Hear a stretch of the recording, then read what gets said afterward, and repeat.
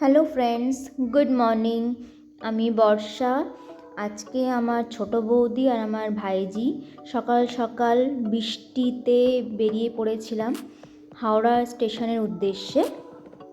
রাস্তায় একটু ট্রাফিক ছিল, বাট কোনো সমস্যা হয়নি। সবে আমরা হাওড়া স্টেশনে এসে পৌঁছালাম। এখান থেকে আমাদের 10টা 5-এ শান্তিনিকেতন এক্সপ্রেস ট্রেন ছিল বোলপুর যাওয়ার জন্য। জার্নিটা সবে স্টার্ট হলো।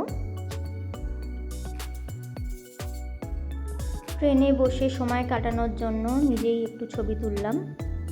ফাইনালি আমরা বোলপুর এসে পৌঁছেছি। এবার আমরা টোটো করে স্টেশন থেকে আমাদের হোটেলের উদ্দেশ্যে রওনা দিয়েছিলাম।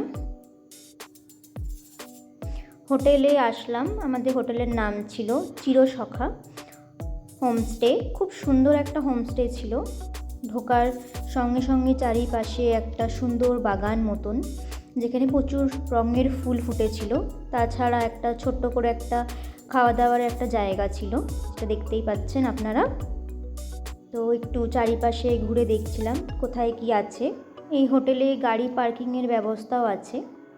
তাছাড়া এখানে একটা দোলনা ছিল, ছোট্ট মতন একটা বাগান, আর তার সাথে ছিল হচ্ছে একটা ছোট পুকুর মতন, যেখানে মাছ চাষ হয়। তাছাড়া গাছপালা ভর্তি ছিল।